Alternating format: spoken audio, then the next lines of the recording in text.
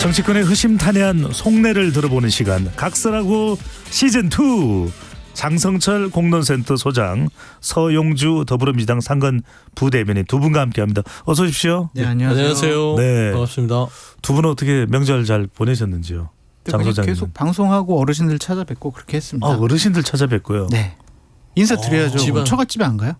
네. 가서 인사 드려야 되잖아요. 안 가셨어요? 우리 집에는 안 오셨잖아요. 어르신. 네, 알겠습니다. 서용주 저도 부대변인은 똑같습니다. 뭐 방송하고 뭐 지역도 한번 보고 또 제가 강서구 저 선대위도 있어서 네.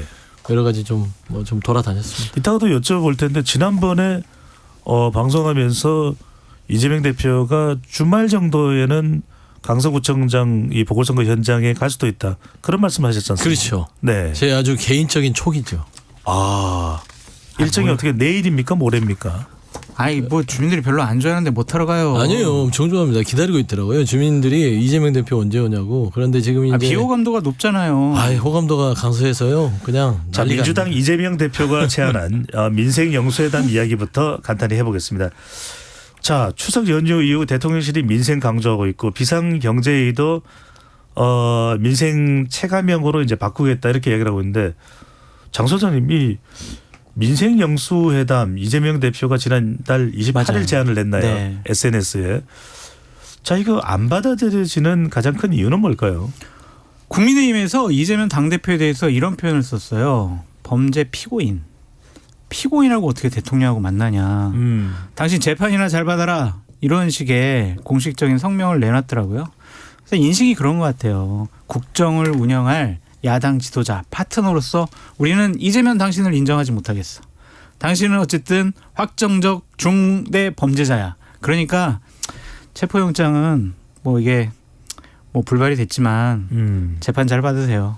이거 같아요. 당신하고는 국정 운영 논의 안 할래. 이런 것 같습니다. 네, 서영주 부대변인은 대통령실에서는 반응이 올 가능성이 거의 없는데 계속해서 이재명 대표가 영수회담을 제안하는 또 배경은 뭘까요? 아니, 반응을 하는 게 정상적인 나라죠. 그리고 국정을 운영하는 정부 여당 아닙니까? 네. 그러니까 저희는 정상적인 요청을 하는 것인데 반응이 안 오는 게 비정상이잖아요. 그렇지 않습니까? 삼시세끼 되면은 때 되면 밥을 먹듯이 똑같이 야당이 대통령에게 국정 운영을 위해서 민생을 위한 만남을 하자라는 게 당연한 얘기 아니에요? 그러니까 반응이 없는 이 정부가 이상하다라고 좀 말씀을 드리고, 그게 안 올 거라고 생각은 안 해요. 왜냐하면 저희는 정상적인 사고를 하기 때문에. 그런데 안 하는 윤석열 대통령이나 그 용산의 대통령실이 문제인데, 일단 민생 어렵잖아요. 그러니까 민생 자체 윤석열 정부 들어서면서부터 비상 민생 경제 회의 한 20여 차례 한 걸로 알고 있는데요. 물가를 잡았습니까? 환율을 잡았습니까? 기름값을 잡았습니까? 엄한 야당 대표만 잡고 있잖아요. 못 잡았잖아요. 그런 상황이에요. 그런데 그럼에도 불구하고 만납시다. 해서 만나야죠. 정상적인 사고를 하는 분들이 국민 앞에서 그렇게 불체포 특권 포기한다고 해놓고 불체포 뒤에 숨으려고 하고 있고, 당내에서 좀 다른 얘기 했다고 해서 색출해가지고 정치 생명을 끊어버리겠다 그러고 외상감 받겠다 그러고, 이게 정상적인 사고를 하는 집단입니까? 예, 숨으려다가 따지고 보면은 나중에 각성하고 네. 그제부터 그거 내려놨고요. 그 다음에 색출해서 징계하지 않았습니다. 계속 협박하고 있잖아요. 정치적 흥분 상태에서 약간 그런 얘기들이 나왔지만 지금 당내에서는 그게 다 정리되고 있다라는 말씀을 드립니다. 뭐 갈등이 불거질 일은 없을 것이다. 갈등이 점점 사그라들고 있다. 그 정도로 말씀드리고 싶습니다. 믿어보겠습니다. 네. 자, 인사청문회장으로 가보겠습니다. 김행 후보자 관련된 의혹과 논란, 상당히 지금 청문회장도 공방이 치열한데, 일단 두 분께 한마디로 김행 장관 후보자 인사청문회, 먼저 장 소장님 한마디로 먼저 말씀 주신다면 어떻게? 웃겨요. 꼭 보세요. 웃겨요. 꼭 보세요. 자, 서영주 부대변인은요. 동감합니다. 지금 동접이요. 뭐 네. 한 1만 7천 2만 가까이 그 보고 있더라고요. 라이브들이 이제 뭐 보통 다른 각 방송에서 하는데 기본 1만 5천은 다 동접이 돼 있습니다. 그만큼 이제 재밌어요. 빨리 시사. 이게 재밌는 게 정말 즐겁게 재밌는 게 아니라 한 편의 코미디를 보는 것 같아요. 한편의 코미디다. 씁쓸합니다. 자, 어떻게 보십니까? 그러니까 일부러 좀 말귀를 잘 못 알아듣는 태도를 보이는 것이 아닌가 막 그런 생각이 들어요. 한준호 의원이 아까 질문할 때 그 당시 뭐 이사회 열렸습니까? 이렇게 물어보니까 저는 이사회를 소집할 권한이 없는 사람입니다. 아니요, 이사회 그때 소집된 거 아시냐고요. 그랬더니 저는 소집할 권한이 없다니까요. 계속 질문과 답이 달라요. 이상해요. 그리고 용해인 의원이 자료 왜 제출하지 않습니까? 그랬더니 이거 제가 이렇게 판넬로 만들어 왔잖아요. 그거 주세요. 그랬더니 판넬로 만들어 왔잖아요. 제가 소명하러 왔잖아요.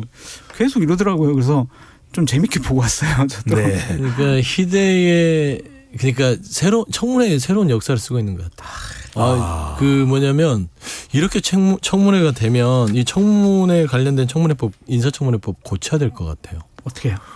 못 웃기게. 좀 엄중하게 해야 될 부분인데 네. 지금 웃고는 있지만 아니 그래도 한 나라의 장관 후보자가 청문회를 하러 왔으면 자료 제출도 좀 성실하게 하는 부분에 대해서 부족했으면 거기에 대해서 좀 성실하게 답변도 좀 하고요. 그리고 묻는 말을 물어봤으면 좀 합리적으로 답변해야 되는데 제 생각은 그래요. 일단 오늘 하루만 때우면 되는 거 아니겠어요? 그러니까 최대한 오늘만 때우자 해서 뭘 물어보면 동문서답의 전략을 짠 게 아닌가. 그래서 A를 물어보면 막 D를 얘기하고 이러면서 답답하게 만들고 그러면 여당 의원들이 지금 나중에 들어왔잖아요. 지금 합의를 뒤늦게 하고 들어온 이유는 시간 끄는 데 있어서 방탄청문회를 하기 위해서 오지 않았냐. 좀 그런 게 보여요. 안타깝습니다. 자, 유인천 장관 후보자 이야기하고 바로 이 부분에 대해서 조금 더 두 분과 함께 이야기 나눠보겠습니다. 유인천 후보자는 청문회를 앞두고 자녀들의 아파트 구입 관련 정여세 문제가 지적이 됐는데 이 부분에 대해서도 아직까지 정확한 자료는 독립가고 있기 때문에 별도로 제출은 하지 않은 것으로 이렇게 알려지고는 있습니다. 유 후보자는 블랙리스트 부분에 대해서는 없다 이렇게 주장을 했지만 국정원의 예술계 종북 세력의 반정부 정치활동 무력화 문건에 문체부의 역할이 명시돼 있다는 보도가 또 나오게 됐습니다. 유인천 후보자 관련해서는 어떻게 보면 이미 장관을 역임했었던 인물인데요. 장 소장님. 그렇죠. 그러니까 신원식 김행 장관 후보자보다는 유인천 장관이 좀 나은 거 아니냐. 그런 이제 상대적인 평가를 좀 받고 있다라고 보여지고요. 자꾸 증여세 관련해 가지고 아들 문제라서요. 이거 저 사생활 보호, 개인정보 보호. 제가 뭐 아들 재산을 이런 식으로 뭐 신고할 뭐 법적인 권한이 없습니다. 이런 식으로 피해 나가잖아요. 청문회 왜 하냐면요. 이런 거 제대로 했냐 안 했냐를 살펴보기 위해서 청문회 하는 거예요. 그런데 기본적으로 두 아들의 개인정보니까 나 자료 제출 못 하겠어요. 이러면 청문회 왜 하냐고요. 이해가 되질 않고 예술계 종북 뭐 블랙리스트 이러한 부분들과 관련해서는 당시에 이 부분을 수사한 분들이 윤석열 대통령, 한동훈 법무부 장관이 이거를 조사하고 수사했었어요. 근데 거기에 검찰의 뭐 예를 들면 조사 보고서라든지 아니면 국정원 문건이라든지 아니면 그때 2019년도에 어떠한 뭐 위원회에서 이걸 다 조사해가지고 여러 가지 상황들을 발간을 했는데 거기 보면은 104건이나 블랙리스트라는 단어가 다 나와요. 근데 현실적으로 다 공식적인 문서에 있는데 본인 아니라고 하면 아닌 건지 해명하려면 좀 제대로 해명하는 것이 좋겠다라는 생각이 들더라고요. 선주 부대님 어떻게 보면 네. 유인천 장관 후보자는 답변에서 뭐 검찰 조사를 받은 적이 없었기 때문에 블랙리스트와 나는 무관하다 이런 이야기 됐는데 유인천 장관 후보자와 관련해서는 어떻게 보십니까? 그게 이동관 방통위원장하고 비슷해요. 수사를 안 받았으니까 없다. 근데 있어요. 문건이. 단지 수사만 안 받았을 뿐입니다. 그러니까 수사가 어떻게 안 됐는지는 밝혀야겠지만 이렇게 되면은 뭐 공소시효나 법적 처벌을 안 받았지만 행위는 있었다. 라는 것은 얘기를 해야죠. 김행 여가부 장관 후보자나 유인천 장관 후보자 이 두 분의 가장 큰 문제점은요. 피노키오라는 점이에요. 거짓말을 하고 있다. 그러니까 장관 특히 사람도 그렇지만 인간관계에서 사람을 평가할 때 좀 언사가 거칠 수도 있고요. 이해할 수 있어요. 좀 사청할 수도 있어요. 그런데 거짓말하면 안 돼요. 특히나 국무위원이 거짓말하면 되겠습니까? 국민들 보는 앞에서. 제가 이거 문건을 좀 봤어요. 이게 보니까 블랙리스트 부분 2008년 8월 청와대 문건에 나와 있습니다. 이때 유인천 장관 시절 청와대 문건이에요. 여기 뭐 다 읽으면 힘드니까 제목이 네. 뭐냐면 문화권력 균형화 전략을 해서 기획관리 비서관실에서 작성된 건데 여기에 보면 뭐라고 써졌냐면 좌파 집단에 대한 인적 청산은 소리 없이 계속 실시. 이게 돼 있어요. 또 그다음에 뭐라고 돼 있는지 압니까? 참 이런 거 다 아시면서 거짓말하는 거예요. 기재부는 문화부 예산을 정밀 검토하여 좌파 지원 예산은 전액 삭감하고 우파 지원 사업의 대규모 예산 지원. 문화부는 산하기관 인적 청산, 새로운 구심 세력 형성 지원. 이런 게 뭐예요? 화이트리스트. 그러니까 블랙리스트를 짜서 잘라내고 블랙리스트는 없다. 본인들 거를 하겠다라는 거예요. 이런 문건들을 MB 정권 때 문체부 장관과 공유를 하지 않고서는 되겠습니까? 제가 이거 읽으면은 지금 시간이 많이 없어서 그렇지만 이 문건만 보더라도 이미 블랙리스트가 존재하는데 장 소장님, 거짓말하면 되겠어요? 네, 장 소장님 장관 후보자님? 이런 내용을 당시에 장관이었던 유인촌 장관 후보자가 몰랐을 리 있을까요? 몰랐을 리 없잖아요. 당시에 이제 블랙리스트 관련 수사를 했을 때 수사 기록에는 국정원이 장관에 직보했다라는 뭐 정황이 밝혀졌다라고 다 되어 있잖아요. 그리고 각종 수사 기록을 보면 장관이 몰랐을 리가 없다라고 볼 수밖에 없어요. 그러니까 그거를 몰랐다면은 되게 무능력한 거고 밑에 있는 참모들이나 부하들을 제대로 통솔할 수 없는 능력 없는 사람으로 치부할 수밖에 없겠죠. 그냥 과거에 이렇게 됐고 수사에 이렇게 되어 있는데 그런 일이 다시는 반복돼서는 안 된다. 이런 식으로 좀 미래지향적으로 얘기해야지 무조건 잡아댄다고 공식적인 문서가 있는데 네. 없던 일이 될까요? 자, 인사청문회에 자료 제출 안 한다는 이야기가 끊임없이 나오는데 문재인 아예 정권 때도 그랬어요. 인사검증 때 이 국세청이나 관련되는 자료를 싹 일괄 발급해서 이 확인하는 그 방법이 안 아니 되나요? 그게 이제 제도적인 개선 우리가 계속 얘기를 하잖아요. 네. 그런데 여야가 자기네들도 장관 될 것 같으니까 그렇게 철저한 인사청문회 제도 개선을 안 하는 것 같아요. 법적으로 여러 가지 제도적인 것을 보충할 수가 있거든요. 근데 그걸 안 하잖아요. 민주당 나빠요. 그렇게 많은 의석 갖고 있으면서 왜 법 개정 안 합니까? 인사청문회법부터 개정하세요. 국민의힘 나쁜 것 같아요. 왜요? 그런 걸 먼저 제안해서 우리 민주당이 주면 당연히 하지 않겠습니까? 문재인 정권 때 제안했는데 문재인 안 정권 받아들였죠. 때는 저는 이제 그런 부분도 있겠지만 뭐 이제 보좌관을 하셨으니까 장 소장님도 저도 보좌관을 해봤고 이게 뭐냐면 자료 싸움이거든요. 근데 네. 가장 걸림돌이 됐던 게 개인정보보호법이 생기면서 그러니까 인사청문회법이든 국회 자료 제출 요구에 대한 그 국회법이 존재함에도 불구하고 개인정보법이 이 부딪혀요. 그래서 제출 예전에는 개인정보법이 강화되기 전에는 이 후보자들의 자료 제출이 말씀한 대로 좀 용이했습니다. 근데 동의를 받아야 됩니다. 본인의 금융 그다음에 개인적 사생활 이런 뭐 가족들의 관계는 개인정보에 대한 동의가 없이는 제출이 안 돼요. 그러니까 이런 부분들을 후보자들이 악용해서 제출 안 하는 경우가 많은데 네. 말씀한 대로 이런 거는 좀 개선이 될 부분이 있다. 그러니까요. 징벌 조항 같은 게 분명히 있어야 돼요. 그러니까 자료를 요구했는데 제출하지 않으면 이거는 장관 임명 불가. 이런 식의 제한 그렇죠. 규정이나 징계 규정이 있어야지 법 무서운 줄 알고 국회 무서운 줄 알지. 맞아요. 아이 제출 안 하? 그래 제출 안 하는 게 훨씬 나을 것 같아. 우리 하루만 피해가야지. 버텨. 하루만 버티면은 내일 그냥 나는 장관이 돼. 그러니까 그냥 못들은 저 딴 얘기하고 자료 제출 안 하고 네 저녁 때까지 자료 제출하겠습니다라고 약속을 하고 죄송합니다 지금 뛰러 갔습니다 지금 곧 제출할게요. 예. 이러고 그냥 유야무야 무슨 넘어가요. 짜장면 집도 아니고 뭐 네. 아직도 오고 있대요. 문재인 정권 때 두 분이 이 부분은 또 의견 일치를 보시네요. 자, 다음 이슈로 넘어가 보겠습니다. 이게 또 상당히 지금 논란입니다. 항저우 아시안 게임이 열리고 있는데, 자, 다음 카카오 다음 이제 클릭 응원 논란입니다. 중국이 가다할 정도로 압도적으로 응원이 되는 이 내용을 두고서 제2의 뭐 드루킹이다 이런 이야기까지 나오면서 관련 진상조사를 철저하게 해야 된다. 자, 이게 총선 여론 조작까지 연결되는 거 아니냐 이런 이야기 나오는데 서영주 부대변인은 어떻게 보십니까? 참 민망해요. 논평하기도. 호들갑도 이런 호들갑이 없다. 그러니까 지금 그냥 현상만 보시죠. 다음에서 이 축구대회를 앞두고 응원 클릭에 대한 어떤 장을 놓은 겁니다. 예. 말하자면은 우리 국민들한테 기분 좋게 응원해, 클릭해, 놀이를 하나 준 거예요. 근데 여기에서 이제 네이버는 로그인을 통해서 들어갔기 때문에 조금 필터 기능이 있었는데 다음은 조금 더 자유롭게 풀어놔 버린 거예요. 그러면서 여기에 어떤 저 매크로 같은 게 개입이 돼서 좀 이상한 게 나온 것이죠.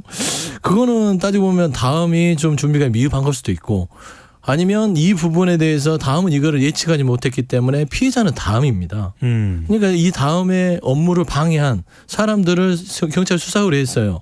그러면 경찰이 수사를 해서 그 사람들을 처벌하고 다음에는 이런 부분들에 있어서 이런 필터 기능을 잘 하셨으면 좋겠다라는 제도적인 뭐 요청을 하면 끝나는 문제를 가지고 네. 갑자기 제2의 드루킹이에요. 그러니까 지금 예를 들면 놀이기구가 멈춰섰어요. 롯데월드에. 그렇죠? 네. 그러면은 거기에 시설을 정비하고 왜 멈췄는지 요인을 찾아내서 다시 이런 사고가 안 발생하면 되는데 갑자기 정부에서 이거는 테러다. 그래서 테러에 이 불안이 있기 때문에 테러를 막기 위한 TF를 구성하고 뭐 각자가 그 놀이공원에 대해서 이거는 테러의 어떤 뭐 숙주다. 이건 국기문란에 우려가 있다. 이런 말도 안 되는 걸로 갖다 붙이는 것밖에 저는 안 된다고 생각해요. 과대 그래서 해석이 이거는 과대 해석이 아니라 네. 논평의 가치도 없어요.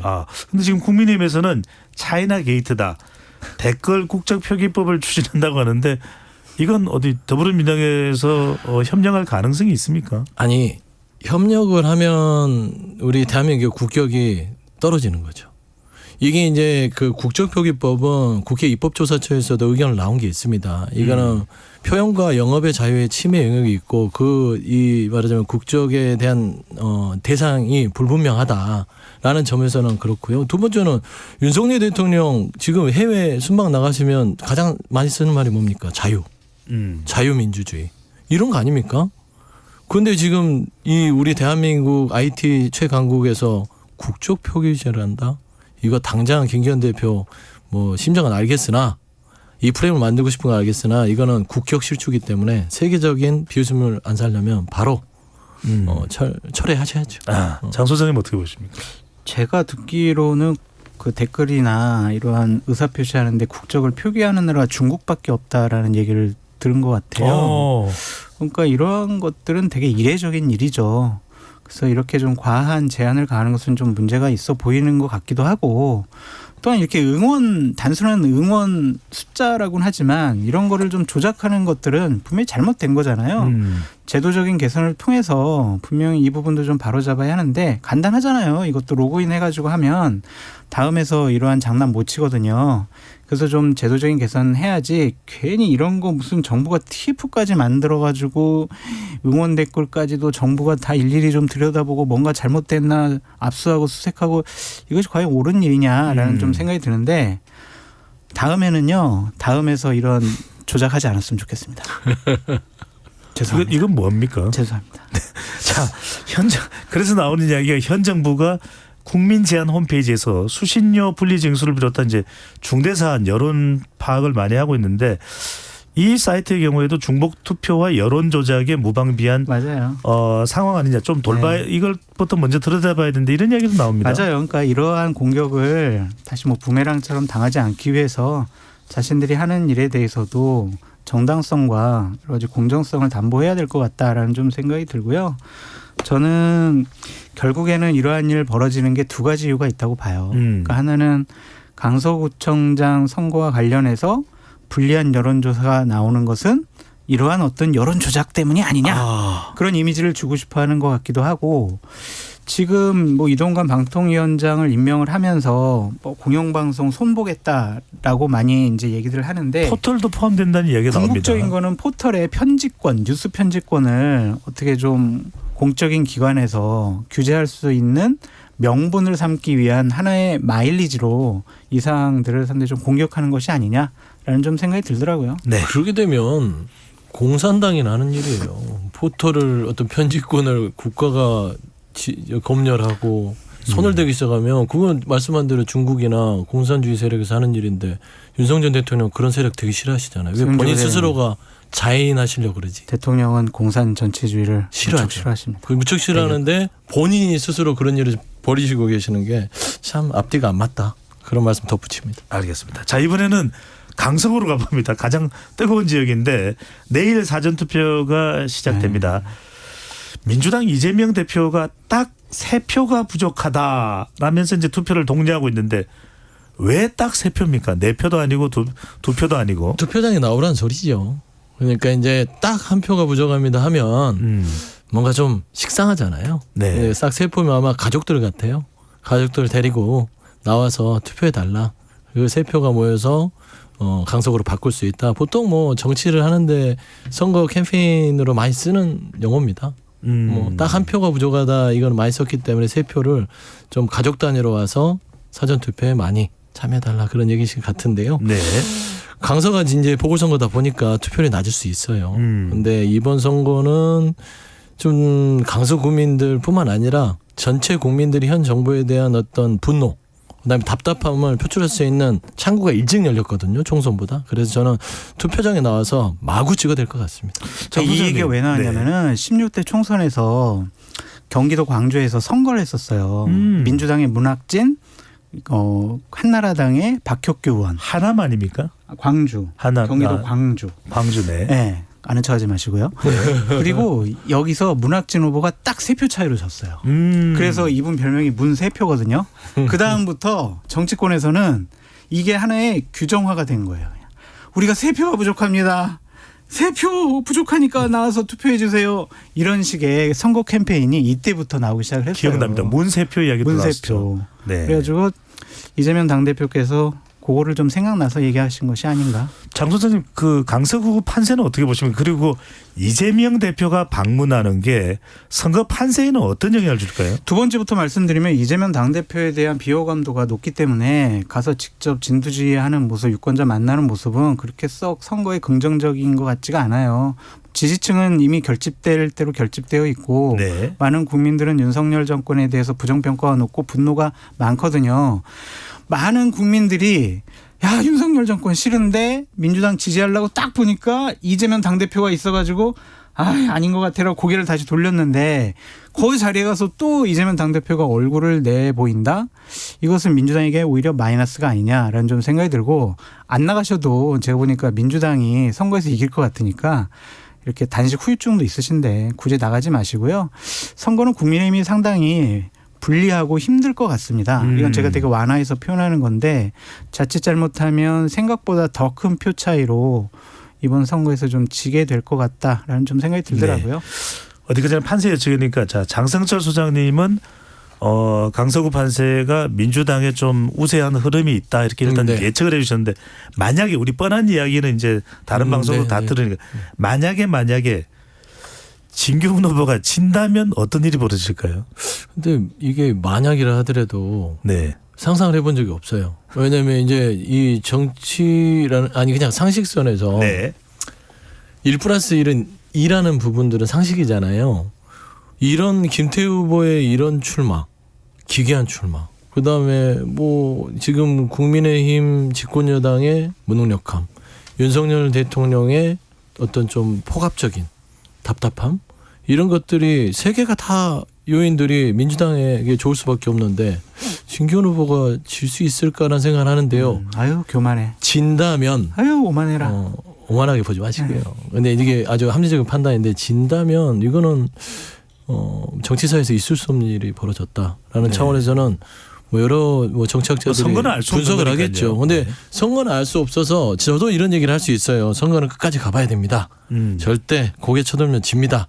라고 얘기하는 게 맞는데 그냥 솔직 담백하게 저는 이번 선거에서 김태우 후보가 아니었다면 이런 얘기를 할 것 같아요. 근데 김태우 후보이기 때문에 저는 절대 질 수 없다. 져서도 안 된다. 이거는 강서 국민의 자존심도 그렇지만 이 정치사를 지켜보던 우리 국민들이 이 상식적인 어떤 판단과 생각들이 완전히 산산조각 나는 거거든요. 그래서 저는 김태우 후보라서 절대적으로 이긴다가 아니라 이겨야 하고 이길 것이다라고 보는 거죠. 장 소장님 하실 말씀 하시고 이것도 함께 좀 의견을 주시면 국민의힘 김성태 전 의원이 사실상 강서구는 이렇습니다. 뭐 이렇게 이야기를 많이 하시는 분인데 강서의 샤이 보수가 결집 중이다. 이건 어떤 근거와 배경이 있는 겁니까? 샤이 보수가 결집했으면 좋겠다라는 희망과 바람이다 라고 말씀을 드리고 여론조사를 해보면 김태우 후보가 좀 낮게 나오잖아요. 그러니까 지지층 결집하면 이길 수 있다라는 동료 차원이다라고 말씀을 드리고 선거의 그 변수는 4가지잖아요. 그러니까 출마의 명분이 있느냐. 구도가 어떠냐, 인물이 어떠냐, 정책이 어떠냐 이걸 놓고 우리가 선거 판세를 쭉 살펴보고 분석해보고 예상해보는데 출마의 명분부터 김태우 후보가 좀 약한 것 같아요. 본인이 뭐 대법원 확정 판결로 강서구청장직을 잃었는데 사면 복권 받아서 또 나온다? 자, 아무리 생각해도 제가 보수 참칭 패널이지만 아무리 좀 너그럽게 생각하려고 해도 도저히 좀 이거는 명분이 없는 일인 것 같아요. 네. 그래서 출마 명분부터 상당히 훼손당했기 때문에 국민의힘은 출발부터가 상당히 좀 어려운 선거다라고 말씀드립니다. 그렇죠. 그러니까 사실상 김성태 이 전 의원이 네. 샤이 보수 이야기를 한 건 좀 희망적인 상황이다 이렇게 보시는군요. 그럼 거기다 대고 그러면은 뭐 여론조사대로 우리가 좀 불리한데요, 막 이렇게 얘기할 수는 없잖아요. 그러니까 알겠습니다. 희망을 찾다 보니까 지지층 결집, 네. 여론조사에서 답변하지 않는 그런 샤이 보수들 대규모로 투표장에 나와주세요. 이렇게 독려한 알겠습니다. 것이다. 여론 조작이겠죠. 네, 그 여러분들은 응원 지금- 클릭처럼 보니까 예. 또 그거 매크로로 돌려서 잘못 나온 거다. 또 그렇게 주장할 거예요. 나중에. 자, 그런데 마지막으로 두 분께 질문하고 싶은데, 자, 마곡지구도 있고 젊은 세대들이 네, 상당히 많이 네, 유입됐다는 맞아요. 이야기를 합니다. 맞아요. 국민의힘에서는 네. 조금 밀리고 있는 판세로 인식이 조금 된다면 밀린. 이준석 전 대표에게 좀 도와줘. 이준석 전 대표 좀 젊은 세대 좀 끌고 와. 이렇게 요청할 수도 있을 텐데 안 하는 이유는 뭘까요? 배 소장님이 다른 방송에서 이런 질문 받았을 때 전혀 저쪽에 생각 안 하고 있더라고. 본인이 얘기해놓고 왜 물어봐요. 네, 제 이야기는 전혀- 하지 마시고요. 네. 전혀 생각이 없는 것 같아요. 그러니까 이준석 이재명 전 당대표는 대표가? 국민의힘이라는 보수파 진영의 플랫폼에서 강치 정치하지 못할 사람으로 이미 낙인 찍어놓은 것 같아요. 그런 사람에게 뭐 도움을 요청하겠습니까? 실제로 이준석 전 대표가 네. 본격적으로 도운다면 뭔가 좀 변화가 있을까요, 판세에? 그럴 일은 있을 없어. 수- 이제 그럴 일은 없어. 그럴 일은 없지만 변화가 있지요. 그러니까 제가 봐서 이준석 전 대표가 국민의힘을 떠나지 않는 이유는 본인이 구축해놨던 20, 30대의 지지층이 아직 국민의힘에 남아있기 때문이에요. 예. 저는 그 미련이 있긴 있는데 윤석열 대통령, 특히 윤석열 대통령은 한 번 싫은 사람은 꼴도 안 보잖아요. 야당 대표 안 보는 거 보면 윤석 대표가 윤승민 전 대표가도 다시는 겸상할 생각이 없으신 것 같아서 선거는 저도 내가 싫은 사람하고 절대 손 내밀지 않는다라는 성격이 있기 때문에 저는 봐서는 절대 손잡거나 그럴 일은 없다. 선거는 저도 내가 싫은 사람은 안 본다. 또 청년층을 그래야 할 대변하는 분들이 있잖아요. 장해찬 최고위원, 김병민 최고위원이 열심히 하고 있는 모양이더라고요. 알겠습니다. 두 분과 함께하면 항상 재미있습니다. 서영주 민주당 상근 부대변인, 장성철 소장님 함께했습니다. 두 분 말씀 잘 들었습니다. 감사합니다. 감사합니다.